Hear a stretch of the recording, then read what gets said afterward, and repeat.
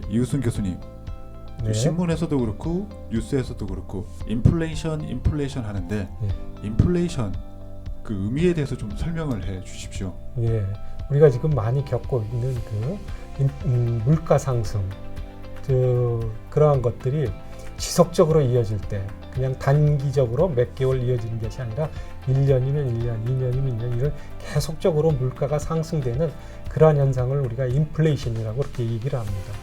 그러니까 작년 기준으로 봤을 때 작년에 2021년에 2020년 대비 6.2%의 물가가 상승을 했습니다. 그리고 올해 3월 기준으로 해서도 작년 대비 8.5%의 물가 상승이 이루어졌습니다. 보통 3, 4%만 해도 이렇게 물가가 상승만 해도 소비자들이 상당히 물가가 많이 올랐다, 그런 것을 느끼게 되는데요.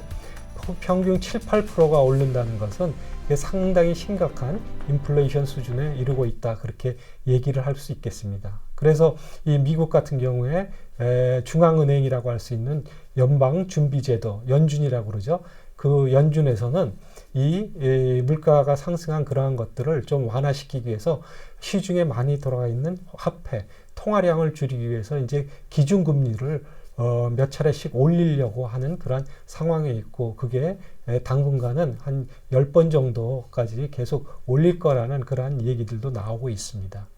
인플레이션이 물가 상승의 지속적인 그러한 현상이라고 보면 되시겠습니다. 네, 감사합니다. 그럼 저희가 지난 2년 동안 겪고 있는 이 물가 상승, 인플레이션, 그것에 대해서 좀 자세히 설명을 해주시면 좋겠습니다. 네. 사실 우리가 지금 겪고 있는 이 물가 상승은 어떻게 보면 코비드 그 팬데믹 이후에 2020년 이후에 이렇게 갑자기 많이 이렇게 상승하게 되는 것을 우리가 피부로 느끼게 되는데요. 2020년 3월경에 우리가 이제 셧다운을 시작하는 그러한 상태에서 이 어떻게 보면은 첫 번째 원인이 이 세계 글로벌 공급망 체계가 이상이 발생했기 때문에 서서히 그러한 현상이 나타나기 시작했습니다. 코비드19로 인해서 셧다운과 봉쇄 조치로 인해서 물류 대란이 일어났는데요.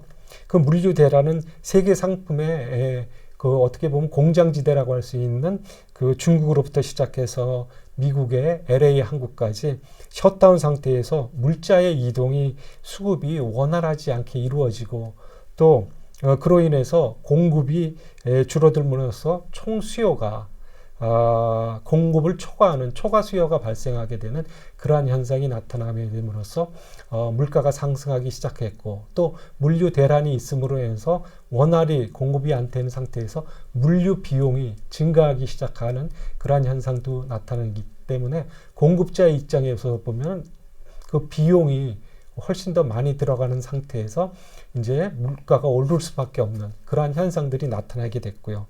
또 한 가지로는 이제 수요적 측면에서 우리가 좀 생각해 볼 수가 있는데, 그 두 가지 정도 총수요가 증가하는 요소들이 있었습니다.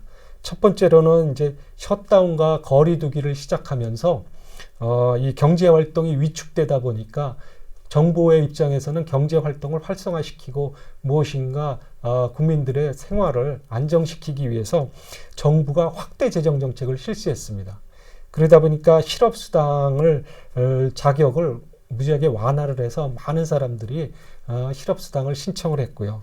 그리고 또 연방정부 차원에서도 지원을 함으로써 어떻게 보면은 그 상원과 하원의 이 인준을 얻고서, 그러면서 수백 명 내지 1,000만 명 정도가 실업수당의 혜택을 얻고 그러한 현상이 발생함으로써 총수요가 늘어나는, 시중에 돈이 많이 풀리기 시작하는 그러한 현상 속에서 음식값이라든지 식재료 가격, 그리고 부동산 가격이나 또 원자재 가격 등이 상승되면서 물가가 상승하기 시작하는 것을 우리가 경험하게 됐고요. 또 한편으로는 매우 폭넓은 규모에서 재정 확대의 그 정책을 실시하는 가운데 조세, 세금의 감면이 있었습니다. 그리고 세제 혜택들을 많이 줬는데요. 작년하고 재작년에 들어서 그 텍스 보고 시에 그 코비드에 따른 각종 혜택을 받은 사람들이 어떻게 보면 부의 간접적인 증가가 유발됨으로 해서 그러한 부의 증가를 통해서 수요가 늘어나는 그 유효 수요를 증가시키는 가운데 사람들의 그 통화가 시중에서 그 증가하게 되고 그러므로 해서 총 공급보다도 총 수요가 늘어나는 그러한 현상이 있었습니다.